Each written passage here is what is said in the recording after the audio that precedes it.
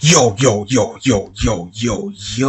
homeboy Kirosagi in the building. Welcome to episode 132 of One Piece Gist. In this episode, I will be reviewing One Piece chapter 784. As usual, with my chapter reviews, we'll have a spoiler-free review first. Afterwards, we'll have a more in-depth discussion of the chapter. And without further ado, let's start. This was a really good chapter of One Piece. It was a reveal of Gear 4th. You should have seen this coming if you read chapter 783. So I'm not going to feel bad if you got spoiled just now. And it pretty much delivered on that. There's a lot of action, and we find out what Gear 4th is. You really can't ask for much more than that, and I think Oda delivered pretty well. And furthermore, I think there were a lot of different theories on Gear 4th, and none of them, zero. Not a single theory nailed what Gear 4th was. However, there are things in Gear 4th that were, like some theories were, I would say, halfway there, or they got some things right. For example, I was right that it has to do with muscles. Some people were right that Luffy would, in fact, hulk up in Gear 4th. And but the actual mechanic behind and how it functions, I don't think anybody got that correct. And yeah, but nonetheless, I think everyone's gonna be pretty pleased with this, and yeah, it's pretty cool. But it isn't as swag as Gear Second. Gear Second is still the most swag gear. Anyways, that's pretty much it for my review. A good chapter, lots of action, a big reveal, and on to the discussion. So this will include spoilers. So we'll start with the cover story. No cover story this week. Instead, we get a color page, a color panel, a color spread, whatever you want to call it. And it's reminiscent of Thriller Bark. Really nice, but not necessarily my favorite color spread of all time, but nice nonetheless. And it actually has some symbolism in this chapter, because as we see from Gear 4th, it resembles Nightmare Luffy in the sense that, in fact, it resembles Nightmare Luffy almost 100%, except for, of course, the blue skin color and the torso region, because instead the torso region is a little bit on the pot-bellied side, and that's sort of explained when you learn what Gear 4th is about. And Gear 4th is muscle inflation. So we have bone inflation as Gear 3rd, which literally just makes Luffy bigger, and we have muscle inflation as Gear 4th. And Luffy explains that he created Gear 4th in order to battle big monsters, because he's been battling big monsters the whole series. And this goes back to the Oars fight. Without Nightmare Luffy, he would have stood, or his crew, he would have stood no chance. Nightmare Luffy was the only way he was gonna beat Oars in a 1-on-1, and this would explain, why he got inspiration. And inspiration is one of the themes with the gears. I mean, Gear 2nd wasn't really inspired by CP9, but the functionality that Luffy used, the application of Soru to Gear 2nd to make it efficient, that was 100% CP9. And without CP9, Gear 2nd really wouldn't be jack shit. It would still exist, but it really wouldn't be all that. And then we have Gear 3rd, which is obviously inspired by giants. Now we have Gear 4th, inspired by Nightmare Luffy. And we have the functionality as well. So, Gear 3rd is destructive capability, and it's Luffy's most destructive. Gear 2nd, is to keep up with fast characters, and Gear 4th is just to take down, the big shots, and just the characters that have high defense, I guess you could say. Because I mean, it's against the big character, landing a hit isn't a problem. It's the fact that since they're so big, they generally have really strong defenses. We don't really know Luffy's physical strength in this form. However, it is stated that his destructive capability, or in fact maybe that they actually mean his physical strength, but either way, his destructive capability has tripled from his base state thanks to Gear 4th. So that is something noteworthy, and I maintain that Gear 3rd is stronger than Gear 4th, so that means Gear 3rd is more than triple of Luffy's base form strength. And how does it work? Well, like I said, it's a muscle inflation, so there's actually air within Luffy, and this acts as an armor. So it's similar to, Luffy's done Fusen many times to deflate cannons, but this time it's more of a full body Fusen. And thanks to this, even though there's haki attacks, they still don't get to Luffy, because the haki bypasses the devil fruit, but the air is still inside Luffy.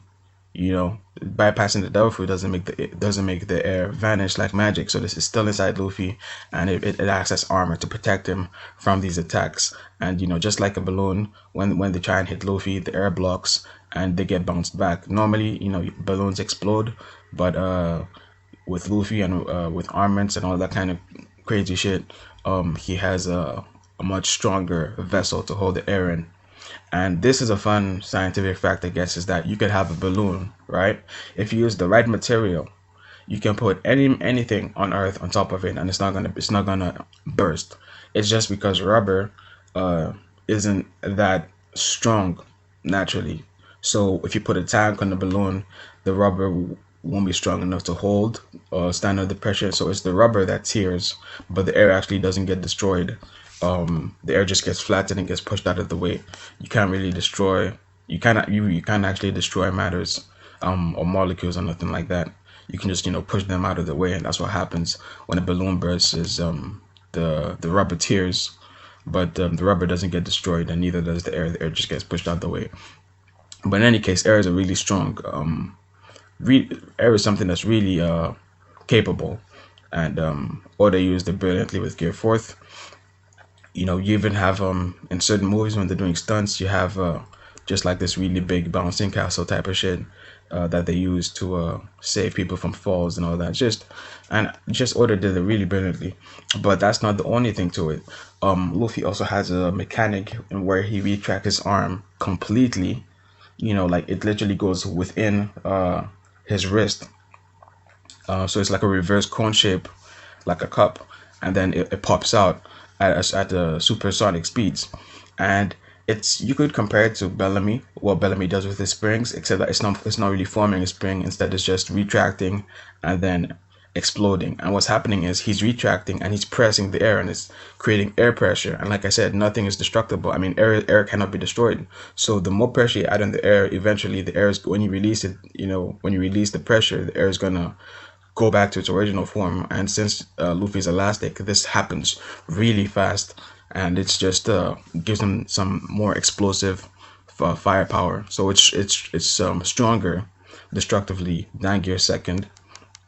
Not only because of the size, but in the actual mechanic and the way it works is stronger. The only thing is, I'm not quite sure how fast Luffy can do the retracting motion, because Gear Second is almost instantaneous. I mean, okay, that's an exaggeration, but Gear Second, he can do it pretty much as soon as he thinks of it. But like with Gear Fourth, I'm not sure how long it takes for him to do this retracting shit. But in any case, it is faster than inflating your arm all Gear Third and shit.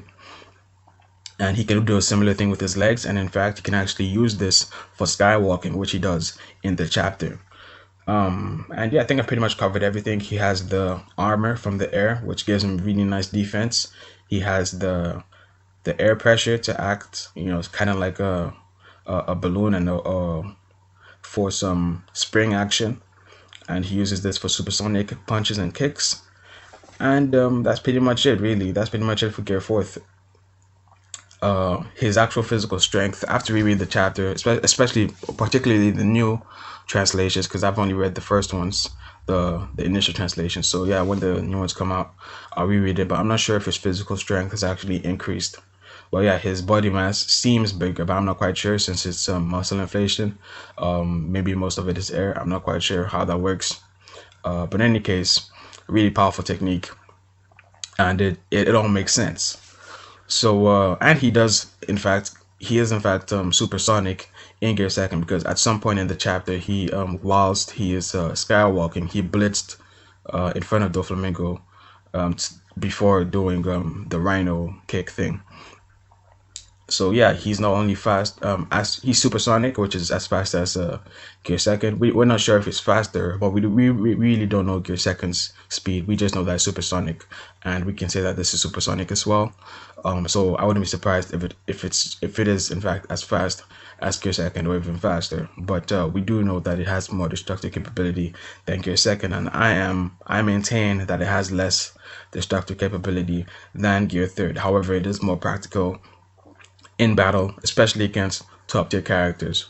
against like a ship that isn't moving, yeah, sure, you can do it, gear 3 Gatling, but that ain't gonna land against no top tier characters unless you've already beaten them and you just want to kill them or whatever. Thoughts on gear 5th? I do not think there will be a gear 5th, because it is unnecessary.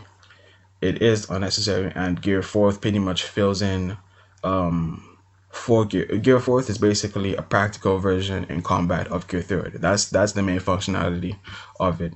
I don't think gear 2nd is going to become irrelevant. I think it's still going to stay relevant, but the problem now is people are always going to be like, oh, he's not serious because he didn't use gear 4th.